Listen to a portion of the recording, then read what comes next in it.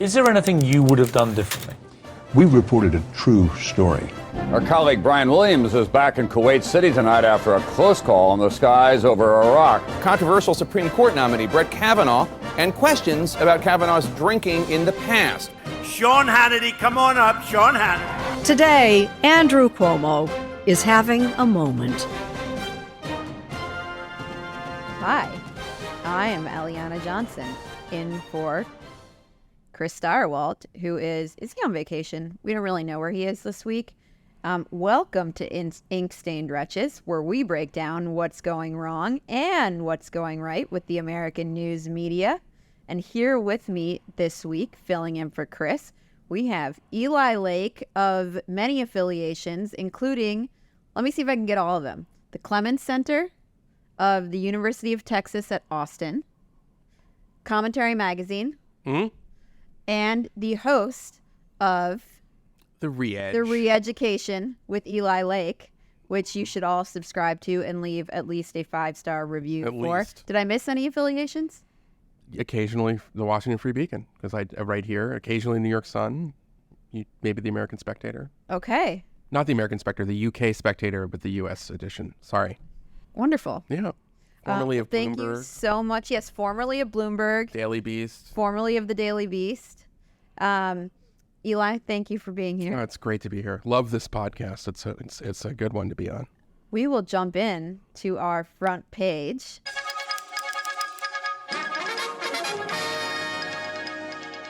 These are the stories that we thought were most important this week. CNN, Eli, has a new boss. They have tapped the former New York Times chief, Mark Thompson, to, as the Wall Street Journal puts it, lead the struggling network. And I'm going to read from the Journal story. As CEO of the Times between 2012 and 2020, Thompson oversaw a successful transformation of the publication, building a formidable online subscription business and expanding into other digital offerings such as podcasts. For Warner Brothers Discovery chief executive David Zaslav, the choice of Thompson is a striking contrast to his previous pick as CNN CEO Chris Licht, a TV producer who had never managed a major news operation. Licht left abruptly in June after a little more than a year in the job. Mark Thompson, yes, he's a veteran of the New York Times. He's also a veteran of the BBC. And he's a guy who clearly comes from the business side of this world as opposed to the editorial side of this world. But I will say I don't know that much about him because obviously I come from the editorial side of these worlds. But I thought a guy who spent years and years at the New York Times and at the BBC, what could be a better fit for CNN?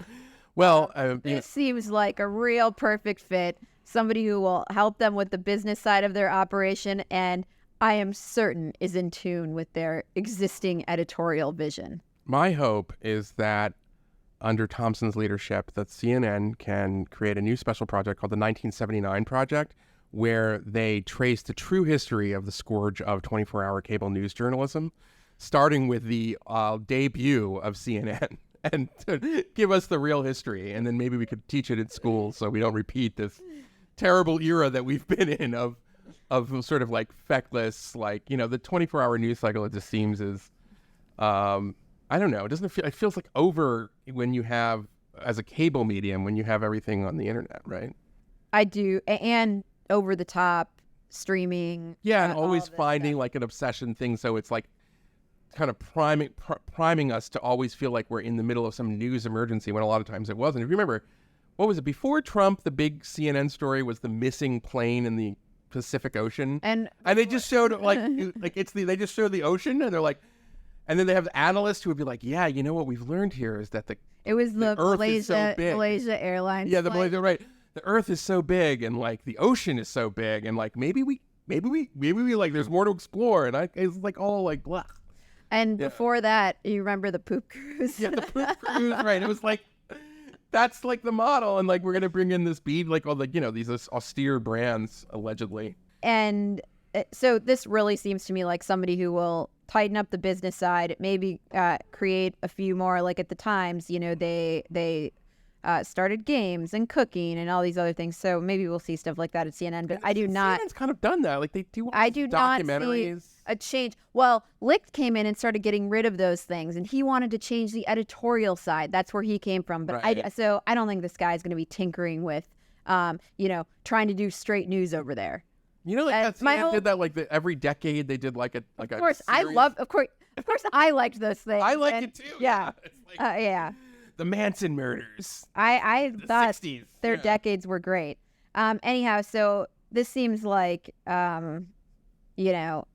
uninspired, sensible. And my whole thing with their decision to try to, Chris Licht's attempt to change the editorial vision was, what personnel are you going to do that with?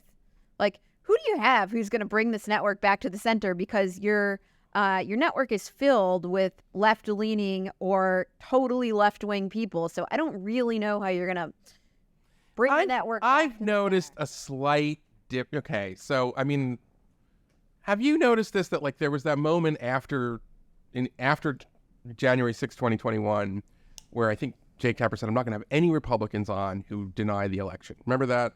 Oh, yeah. How could we forget, Eli? Okay, so, but, like, now it seems like the Tapper himself and CNN has sort of dropped that. Then he came out and had to defend. He came out and defended the Trump. Right, the Trump town hall. And it's like, saying this is what the party is. We have to cover it. This is the news. But somehow that didn't apply to all the other people. Anyway, I guess I just feel that there was a moment that lasted maybe up until it would be interesting for historians at some point to look at this, but we were in a frenzy like till maybe like the fall of 2021, and then we suddenly had to pay attention to the fact that Joe Biden oversaw this disastrous pullout from Afghanistan, and that's when his poll numbers started going down. And I think that the news industry has kind of been slow, but they have to react. You can't continue to sort of present yourself as the objective news and then only be on one side of the political equation. So I don't know. Have you seen a tack maybe back towards the center, that it's not as extreme as it was 2 years ago? Or not? I don't know. Maybe by 5 or 10 degrees. Okay, that's fair. A little bit. Yeah. A little bit. In part because there's forced coverage of Biden's decrepit and non-compos mentis, and so there's an extent to which, like, they gotta cover that. But I thought Tapper was like covered the Durham report fairly, although others didn't. You know what I'm saying? Like, there was, so it was like there were, it wasn't like in 2020 when everybody in the same singing off the same sheet was saying the Hunter laptop was Russian disinformation. It might be a little bit better. Let's pivot and talk about right-wing media, because all is not really well there either.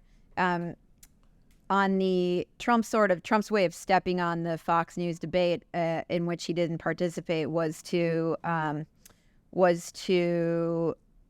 show up in Fulton County, Georgia, and have his mugshot taken.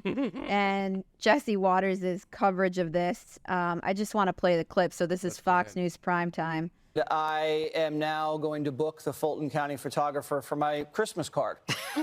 Because, Judge, and I say this with a unblemished record of heterosexuality, he looks good. And he looks hard.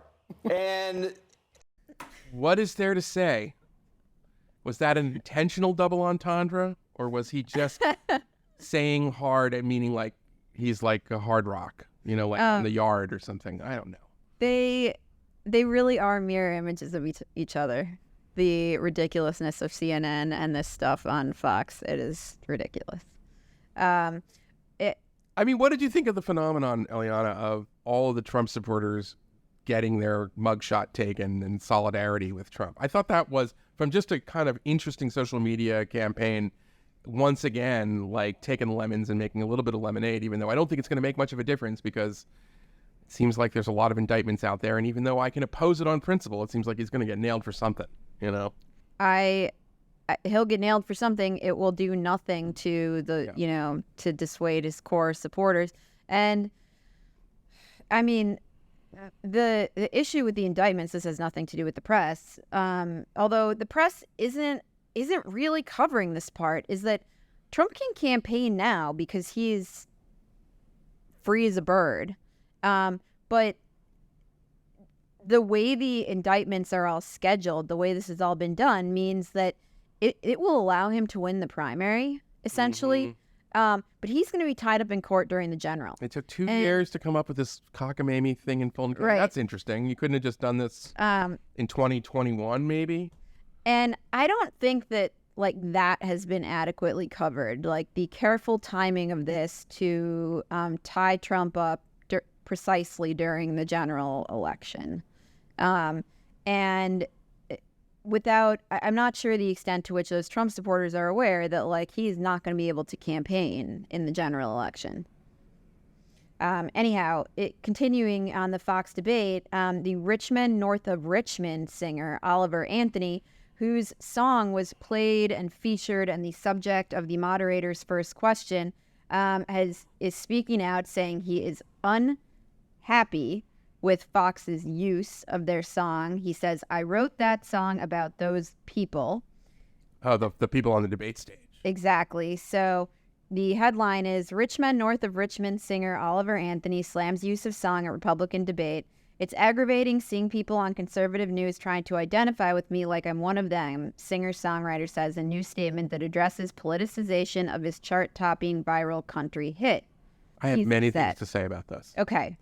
First of all, you've got to understand if you're an artist, and I'm using that term loosely, that when you put something out in the world, people are going to interpret it and take it their own way. It's just a basic, we can't, so you're not going to be able to dictate how people understand your work, because that's not how art and entertainment work. That's A. B, this is actually a recurring problem for Republican politicians. The most classic example is the song Born in the USA. Born in the USA, if you don't listen to the lyrics, sounds like the most patriotic song ever.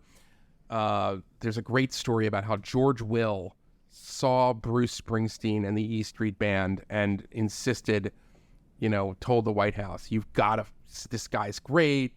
He wrote about it at the time or something. And so it became part of like Reagan's, and then Bruce Springsteen found out about it. Bruce Springsteen is a super progressive, guy. And he's like, "Don't use my song." And actually, guess what? This song's really about how crappy America is because of the Vietnam War. And so it's been a problem going back. And there are, as we know, some conservative pop stars like Kid Rock, Five for Fighting. Who did Cat Scratch Fever? Five Ted for Fighting. Nugent. When I worked at Fox News, they were on like every day. Right. They're the only group, right? Exactly. Like it says, and like we might be seeing. There were like little moments, like Lil Wayne once gave an interview at the height of Black Lives Matter, saying, "Actually, I have nothing to do with Black Lives Matter, or money matters to me," or something like that. But for the most part, that industry is pretty left, and it's just going to have to. It's just like a natural disadvantage, and it turns out this Oliver Anthony guy is not. He's doing country music, and he's not even down with the GOP. So what does that tell you? Well, the other thing that's interesting about this is that, and that it is worth him acknowledging, is that his song became this big viral hit, which is the reason it was asked about on the debate stage, because right-wingers loved it. They heard what they wanted in it, and it rocketed to the top of the charts, and he was a nobody, basically. And so, a little gratitude to your fans would be nice. Well, yeah, it seems like a bad, in that respect. But I just, you got to feel bad because it's like every 4 years, the Democrats can count on like the biggest stars in the world coming out for them. You know what I mean? And separately, I thought that was like a silly question to start a Republican debate off with. This is not, I don't think, what they should have had. They should have started with like, "Do you think Jeffrey Epstein was murdered?" I'd like to know. They needed to with you. Vivek only. Raise your hand. Yeah. We're only asking this of Vivek. Eli, in further Fox News coverage, I'm not sure how much attention this got, but I found it very interesting that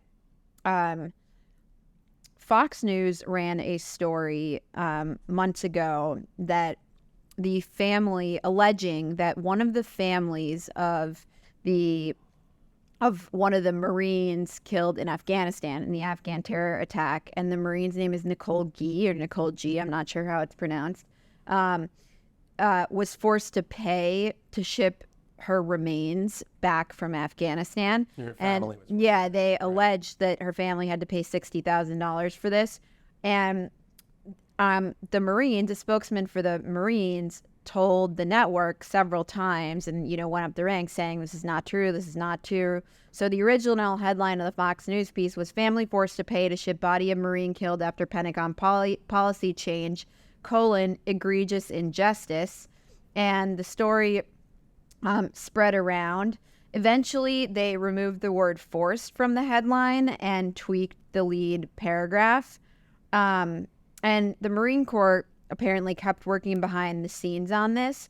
Well, now military.com has a really good story. The headline is Inside the Marine Corps' Fight with Fox News Over a False Gold Star Family Story. And they write, the Marine Corps worked behind the scenes last month in an attempt to convince Fox News to retract its false story, claiming a Gold Star family was forced to pay $60,000, yada, yada. Is any of that true? No. So there's no one paid $60,000. A nonprofit paid $60,000 to have the Marines shipped, and this is apparently like standard operating procedure. Well, it's standard operating procedure for the U.S. military to not leave anyone behind, even if they're dead. Right. The interesting part was that the article was just wiped from the Fox News website. Yeah. The Fox News never issued a correction, and as a result of the story now getting this attention, the network has apologized to the family. Okay. But they've still scrubbed the story and not issued just any own correction. it. It's okay. You screwed it up. It's fine. Ooh. So military.com writes, the article was removed completely without explanation, even as outrage over the alleged injustice continued to spread online. Meanwhile, the original claims in the story, though incorrect, included a kernel of truth. The policy at the center of the story launched in the summer of 2021 and requires family members of fallen service members to front money for funeral transportation to a second location. Under the policy, they would then be reimbursed by the Pentagon later. But the nonprofit honoring our fallen, through an anonymous donation from a veteran, paid to fly G's remains on private transportation to Arlington National Cemetery, according to the Marine Corps. So no money was required from the family, and the nonprofit stepped in before any reimbursement process was even started, let alone one with a $60,000 price tag. The real story is a good enough story as I totally agree. Families shouldn't be fronting that. That should be covered by the government or somebody. I totally agree. Anyhow, I thought the whole thing was interesting. And then journalistically, like, you cannot just pull a story down. You got to own the mistakes. We've all been through this. We've reported something wrong and had to correct it. This happened in my first few months at the Beacon when we got a tip that the whistleblowers of the Trump administration were going to be named the Person of the Year. Wow. Yeah. And they were instead named Guardians of the Year. There was a new category. Okay. And Greta Thunberg was Person of the Year. And we had to go out and say we got it wrong and issue a correction. We didn't pull you don't pull the piece down from the website and pretend it never happened. So that's bad form. Well, I mean, a similar thing happened to me after 9/11. I wrote a big piece for UPI that the Bush family, in conjunction with the Mossad, had been responsible for bringing down the towers. And it was embarrassing. Now, I'm kidding, everybody. That's a joke, but let's keep that in anyway. I did a follow-up, and it wasn't really 6 million. Was your source Vivek Ramaswamy? Did you talk to this guy? And Roger Stone. Yeah. If you get a hot tip from... a hot tip, and it happens to all of us, so no. All right. CNN coming in hot with a piece, how conservatives use verbal jujitsu to turn liberals' language against them. I'm sure Mark Thompson is going to come in and clean all this up, okay? I can't wait for that. All right, so CNN writes, Republicans are masters of verbal jujitsu. It's a form of linguistic combat in which the practitioner takes a political phrase or concept popularized by their opponent and gradually turns it into an unusable slur. Like the Japanese martial art known as jujitsu, its devotees avoid taking opposing arguments head on and instead redirect their opponent's momentum to beat them. Critical race theory was once an obscure academic discipline that insisted that racism is more than individual prejudice. It's embedded in laws, policies, and institutions. But conservatives redirected the discussion and turned the term into a catch-all phrase that criticizes virtually any examination of systemic racism or history that could make white people uncomfortable.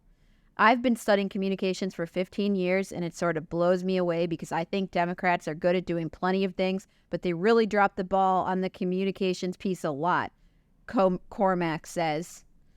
Lindsay Cormack, a political scientist who focuses on, what do you think Lindsay Cormack focuses on?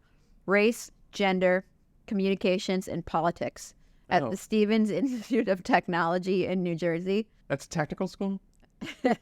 Stevens. That's like where people would go to learn chemistry or Stevens something? Institute of Technology is a private research university situated in Hoboken. So the future engineers of America are being taught. Okay. That's interesting. Listen, Eliana, this is one of the things that drives me nuts about progressives. They believe that changing language is like changing reality. This goes back, there's a guy named George Lakoff who 25 years ago was convinced that Democrats would win more elections if we, just change the way we said things. And guess what? Frank Luntz picked up on the same idea, poll-tested words, and this is what spin doctors do. Both sides do this. And what strikes me is that, what this story really is that clever conservatives like Chris Rufo found out that there had been this massive cultural change at corporations and schools and everything else, and started publishing the documents. And then this is now verbal jujitsu, where they're not taking on the argument. I mean, but they don't. But the point is that the liberals don't even want to have the argument because they're like, oh, we just decided we're going to change the language, and this is what it is. So, pox on their houses. What a dumb story. And this for a technical, it's like, I don't understand how this guy, I don't know. I need to know more about the Stevens Institute of Technology, but how is this helping, the next generation of, technologists and engineers and so forth? Eli, that brings us to our style section this week.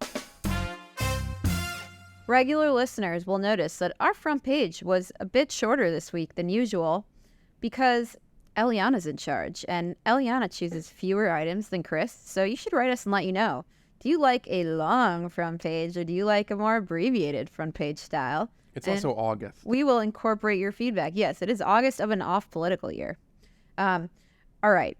And since Eliana is driving the bus this week, the top item of our style section was Bethany Frankel, my favorite, she picked up a real pair of Manolo Blahnik, kitten heel type things, and a fake pair from TJ Maxx. And she wore the two different shoes all around her house and gave a verdict. Do you need to buy the real ones? So let's take a listen. You guys have me working overtime. You want to see them and how they feel, and you want to see them on the foot. I understand. Okay. There's no place like Teej. There's no place like Teej. Okay. $39.40. Gotta keep them on all day. Okay, they're equally comfortable. That's just the honest truth. I am sorry. The mules are comfortable, right? They're equally comfortable so far. I'm not running a marathon in them, but they're comfortable, both of them. It's so subtle, but the right one puts more pressure on the heel. The Fonolo, I don't believe is as comfortable. There's just something about it that hurts on the heel. So the faux Nolo is not as comfortable as the real Nolo. I'm happy with that result.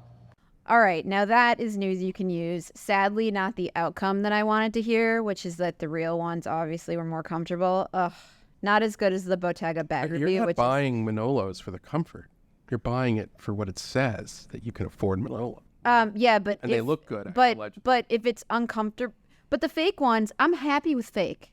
Okay. If fake is uncomfortable, I'm not buying it. But I'm totally happy with the fake. I don't need to spend money, and no, I'm happy with fakes. I'm happy with fake is like a good Vivek campaign slogan.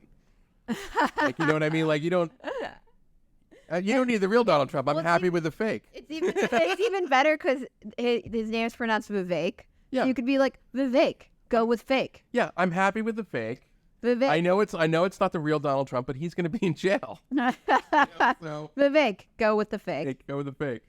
We should have Bethany do a review of Vivek versus Trump. Donald. Right, exactly. Please, That'd come be on. perfect. Okay. Let's break it down. All right, up next, the Wall Street Journal has a wonderful piece on a new trend in dining. Although this is not a new trend. This is like if you go out to eat with Eliana, what you're getting. Sure. Who needs an entree? Diners order salad and fries and call it a meal.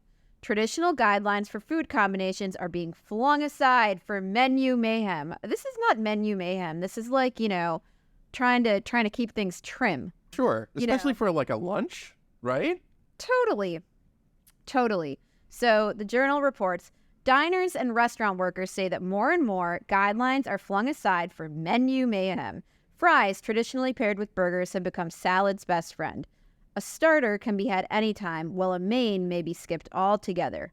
Food industry consulting firm Technomic. Wouldn't you love to be a food industry consultant? Sure. Food industry consulting firm Technomic has observed an increase in customers ordering sides over the last year, and an estimated that 15% of diners order sides as their entree. I love a meal of appetizers and a salad, or just appetizers and some fries. Diners hack the menu to find cheaper apps. Okay, I don't care about that, but the savings aren't worth having a boring meal.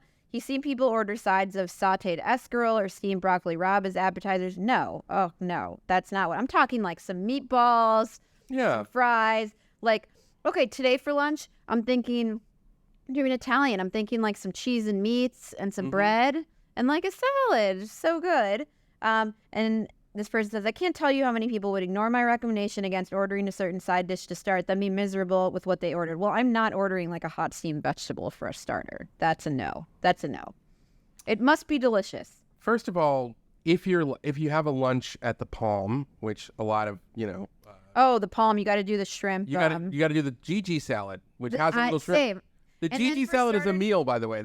You could just Totally. the Gigi salad is a meal, and most people are in the lunch department, at least the lunch crowd, are not getting like a gigantic steak. Listen, as you get older, for the younger listeners, you can't just have like two martinis and a New York strip and then expect to get anything done in the afternoon. Those Mad Men era that of our forefathers. How did they do it? How did they do it? They had these boozy lunches with big fat steaks, and yet we still managed to win World War II. So what does that tell you, producer Colin? I don't know what it tells you, but my point is that you can't.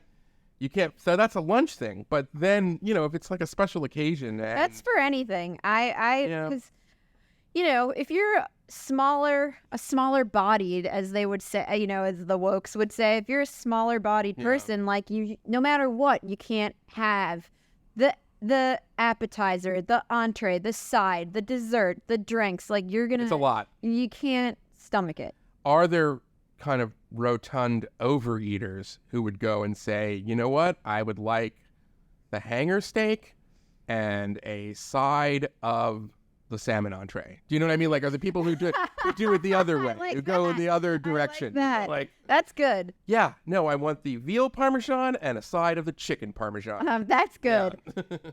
We should send in a note asking the author of that and report back. Well, that brings us to our obsessions of the week. You'll notice no sports section this week with Chris off. Okay. Okay, no sports section. But that brings us to our obsessions of the week, where we break down the stories we can't get out of our heads.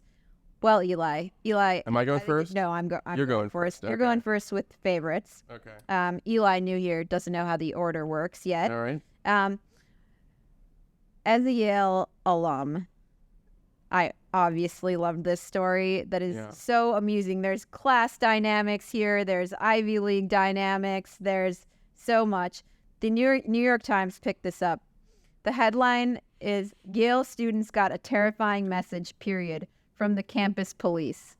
Now, we know that crime is on the rise in the country's major cities. New Haven has always grappled with this. The subheadline is there was anger after the campus police union, which is renegotiating a contract, shared a safety flyer with a picture of the Grim Reaper on it. Now, what happened on campus here is that students were moving into their dorms, and the campus police wanted to warn new students on campus that, like, the city can be dangerous, guys, be careful. Mm-hmm. And so they distributed flyers to new students listing, quote, alarming local crime statistics, and instructed students to, quote, remain on campus, avoid public transportation, and stay off the streets after 8 p.m. Illustrated with a picture of the Grim Reaper, the flyers wished students an ominous good luck. But perhaps most jarring was the source of the flyer, listed plainly in its text. Its text, the union that represents Yale's own campus police. In the days since the union distributed the survival guide leaflets, Yale administrators and police officials have been scrambling to calm first-year students and their parents. Anthony Campbell, the chief of the Yale Police Department, said the leaflets wrongly painted New Haven as a war zone. I am extremely hurt and sad and disgusted by the actions taken by the Yale Police Benevolent Association.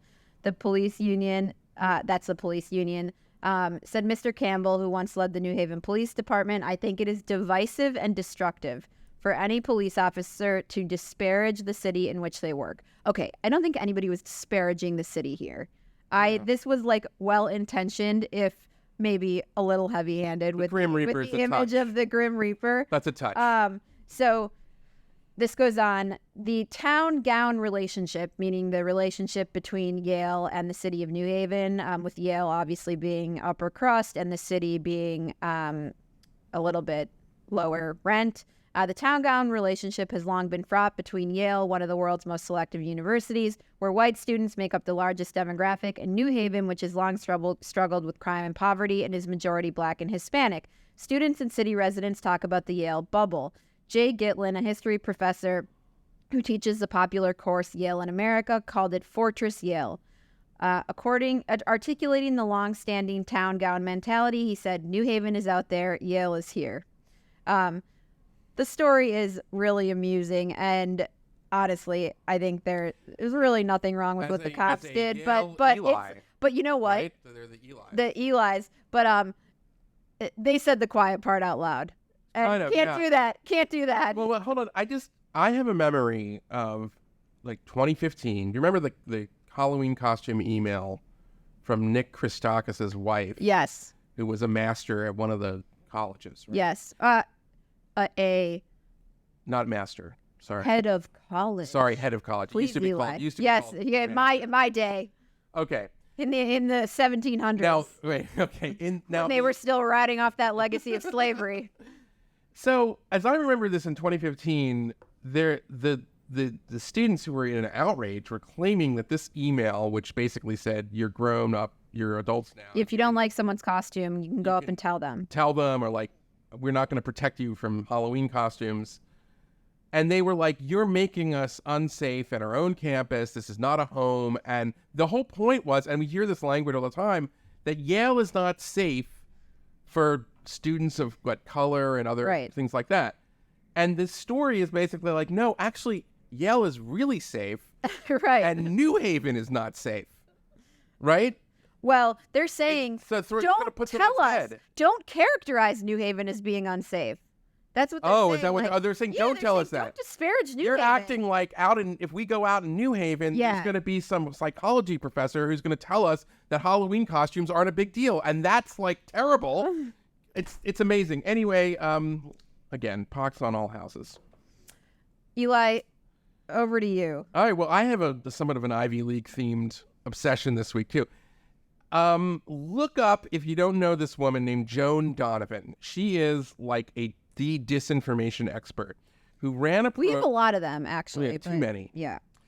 And she was running something at the Harvard Kennedy School's Shorenstein Center, like, I forget the name of it, but some muckety-muck thing. And she was let go over the summer, and now she's being hired by Boston University. That's the story. But the reason I'm obsessed with this is that this woman, Joan Donovan, reading from my notes, is the Typhoid Mary of anti-disinformation activism.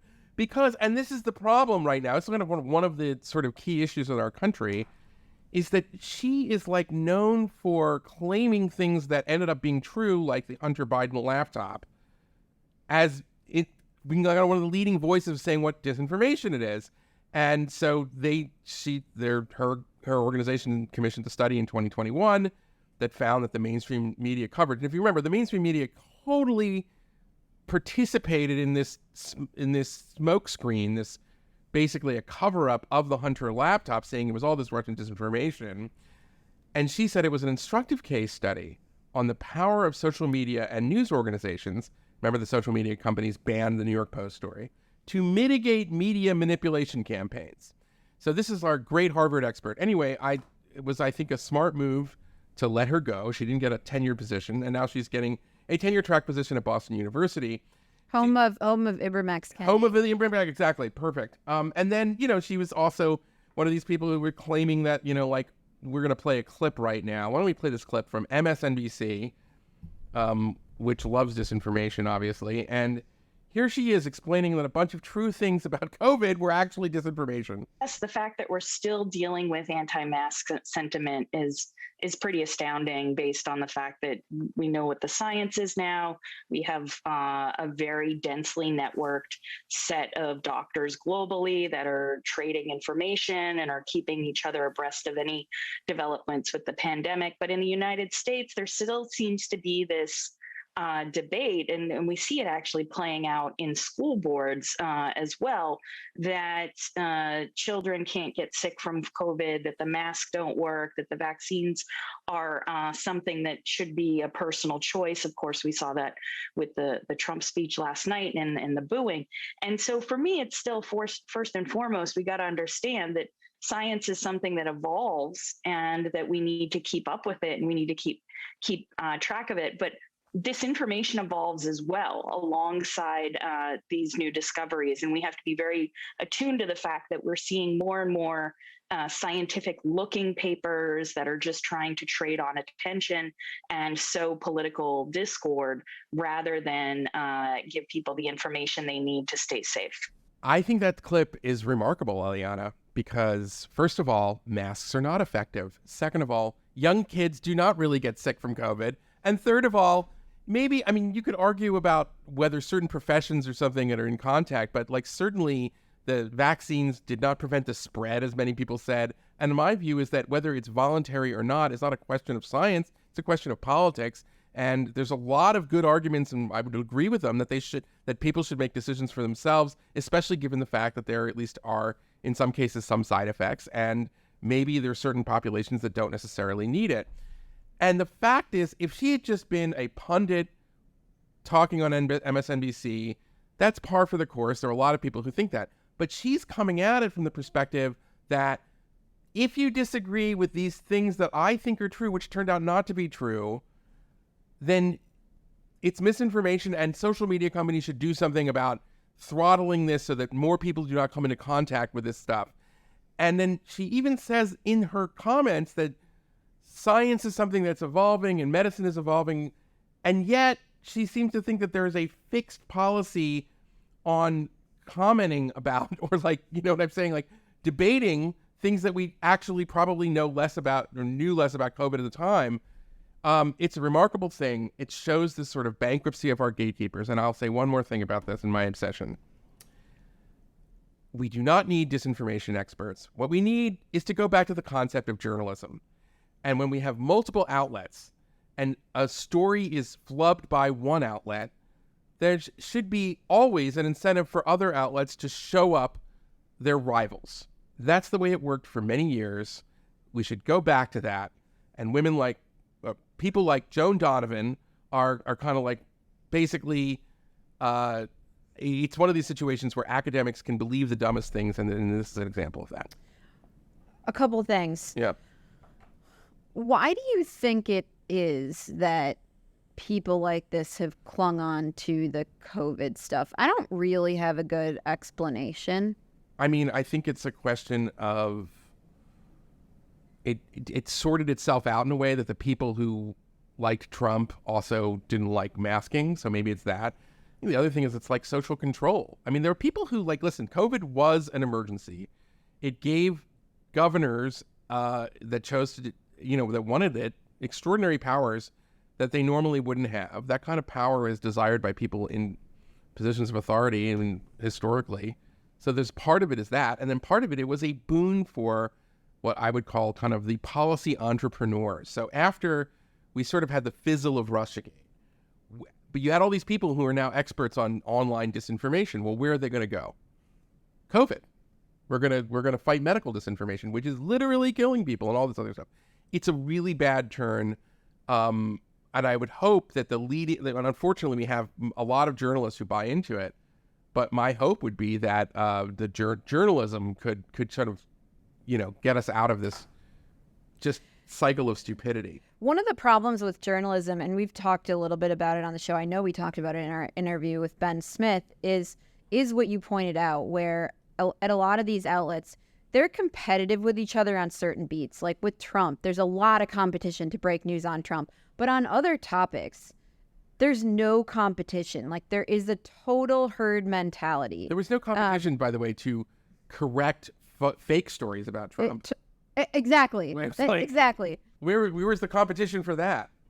It was like, I know, you're totally right. And there is a sort of, it is problematic, I think, having worked in the mainstream, like I can attest to how it works. Like when all these people, they socialize together, they're part of the same, like, crew. They travel to Iowa together. They go to New Hampshire together. They're one unit, even though they work at different outlets. And it does degrade the competitive spirit. Also think about this. It's not like sports teams. Right, and the social incentives are such that if you ever accidentally gave oxygen in a broadcast report or in your print story to somebody who is deemed as sort of medical disinformation or something like that, that could be a career killer. If you screw up a story that, I don't know, like if you screwed up the Trump Tower meeting story with Natalia Veselnitskaya and you said that, the Mueller committee had more than circumstantial evidence that there was collusion or something like that, there's no structure. You don't pay a reputational cost. You don't get fired for getting those stories wrong. I mean, maybe you get promoted. Yeah. You get promoted. Many of the people who made the worst mistakes have only seen their stars rise on this stuff. Right. So that's a problem of incentives. And it's because they're telling their audiences what they want to hear. The audience isn't going to say, oh, this person's not credible. The audience rewards it because the audience doesn't say, like, I just want to know the truth and this person isn't credible. They want to hear, like, Trump's the worst. And I think there's, like, multiple reasons for it. Exactly. And I think that it's like that has created a problem where journalism is supposed to be the front line against, smoking out this kind of fakery. And it's not really anymore. And so therefore these policy entrepreneurs like Joan Donovan step in and they give an academic gloss to what is a deep kind of an epistemological challenge that human society has been dealing with how do we know what is true? And we had a good model in liberal democracies and open societies, which is no one has a monopoly on the truth and we should all kind of fight it out. And the more outlets, the better. And we'll figure it out. John Stuart Mill called this the marketplace of ideas. She doesn't believe in that anymore. And she doesn't believe that human beings or American citizens have the capability to just sort of judge for themselves the quality of information. So she's got to put herself, we need her on that wall. She's the one who orders the code red. Anyway, I'm glad Harvard got rid of her. I'm not a big fan of Harvard. And I think it's fitting that she's at the university that gave that Senator Ibram X. Kennedy. Eli, that brings us to my favorite time of the week, which is reader mail. We have a lot of mail about our conversation on tipping last week, where Chris said that basically the minimum tip is $5. So if you go and you get a stack of pancakes at the diner and that costs, $6.99, you got to tip $5. And I said, that is no. I don't. First of all, I don't go get a lot of like stacks of pancakes at the diner. I don't eat a lot of breakfast. So I don't have that experience a lot. But like I always tip 20%. And he said the standard. that's wrong. So anyhow, we have a lot of responses. First up, we have Kaylee H. from Newport News, Virginia, and she writes, "Hi, I love the podcast and appreciate Chris's optimism and Eliana's no-nonsense approach. I just listened to the most recent episode and felt the need to defend Eliana. Eliana is not a cheap a-hole. To be clear, I'm not saying Chris is completely wrong, but 20% is fine. I've worked food service and have survived on tips. If it's of any interest, my rules for tipping are below. 1. You can tip as much as you want. 2. 20% is standard. Amazing service gets 30%. 3. You don't have to tip on to-go orders, but you can per Rule 1. Exception. I tip on to-go orders at coffee shops and food trucks. Best, Kaylee H." Okay, thank you, Kaylee. I like that. Hi, That's a good rule. That's a good okay. rules. Hi, Eliana and Chris. Longtime listener, second-time caller. Oh, this is from Ryan in Australia. American tipping culture has definitely gotten out of hand. I've worked several hospitality jobs, including as a server at Steak and Shake, making $2.15 an hour plus tips in 2003, which, let me tell you, as an awkward 18-year-old guy, does not make a lot in tips working third shift. I believe that. I also worked as a barista at Beaver Falls Coffee and Tea for a few years, where tipping was very passively suggested but not expected. We've lived in Australia since 2017 and have only been home twice since then due to COVID restrictions. My wife and I definitely noticed the difference last time we were back in the States in July 2022. So many cafes and eateries without table service spun their little iPad stand around to force me to select no tip. I hate that. The guy at the milkshake factory even announced loudly, "Okay, no tip. Buddy, you're just a high schooler blending ice cream with a Snickers bar. You're not making me a craft cocktail." In Melbourne, Australia, the level of service we got at any restaurant or cafe is remarkable, and no one is working for tips. It's just so much more relaxing because there isn't this question about how much I'm going to tip hanging over the interactions with the server. Touche, Ryan. Yeah. Thank you. You should tip because they don't make a lot of money, and the hourly wage at most restaurants are less than minimum wage because they expect that you're going to get the tips. So you should. Yeah. So what we talked about last week was the law for these restaurants where they're making less than minimum wage is that if they don't make it up in tips, the restaurant has to make it up to them so that they meet the minimum wage. And a few like liberal states, and this was in California, I believe, are challenging that law such that the restaurant has to pay the minimum wage and they get the tips. And so the Journal covered it where the restaurateurs are saying, like, we're going to have to jack up prices by 50% if you change the law. Why do liberals not understand economics? That would be a good cause. By the way, but I'm saying it'd be a good cause. Like, we're going to subsidize online economics courses for progressives who don't seem to understand them.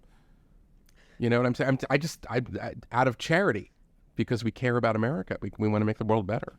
That brings us to Chris's favorite time of the week,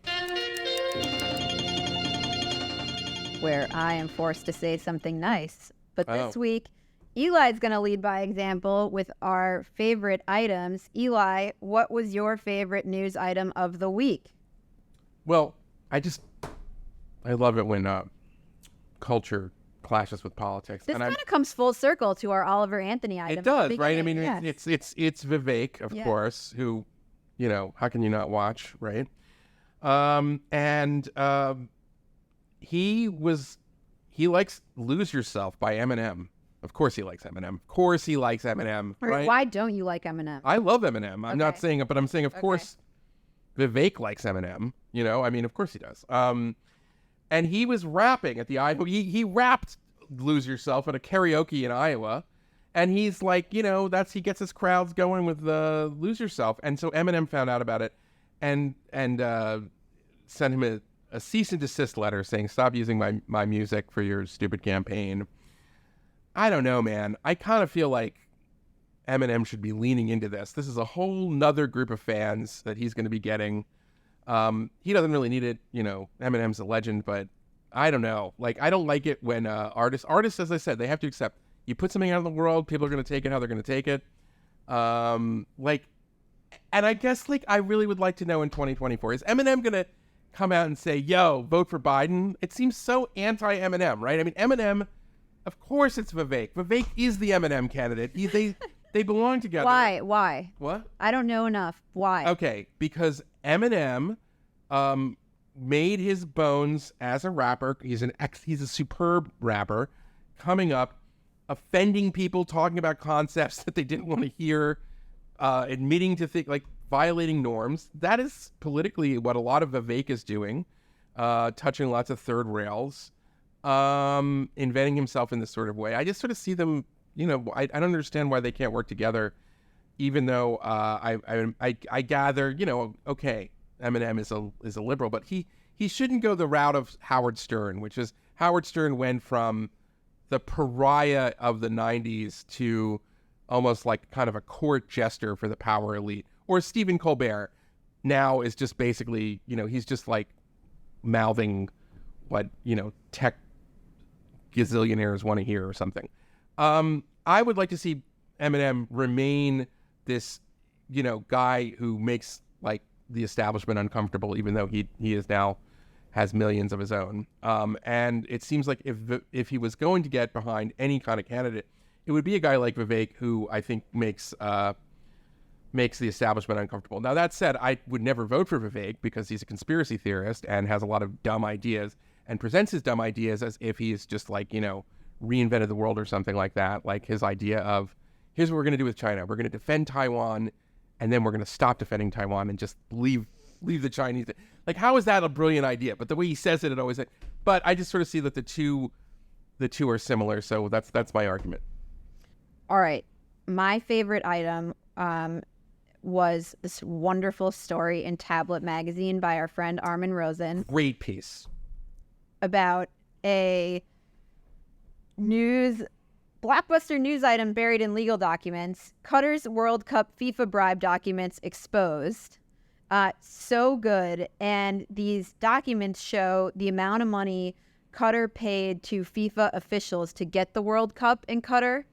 And it is so good. And my favorite little item was that Qatar had to pay FIFA committee members from different countries different amounts of money. Like the price of these people was different. So he reports the price of some FIFA committee votes was apparently higher than others. For instance, Nicholas Leos, the now deceased former head of South America's Soccer Federation, got £5.4 million or $8.5 million.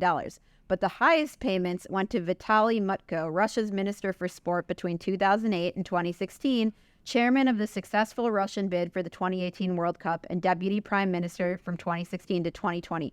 He got £46 million, which is $72.6 million, on February 19, 2009, followed by another £21.5 million or $34 million on December 20th, 2010. So that guy got $100 million, and the South American guy sold out for $8.5 million. The whole story is really, really, really good about how Qatar landed this World Cup. And then, of course, the whole world, you know, everyone who showed up had to sweep all the Qatari human rights abuses and everything under the rug when it was there. Fantastic story. Amazing. Definitely worth your time. Does FIFA pretend that they're on the up and up?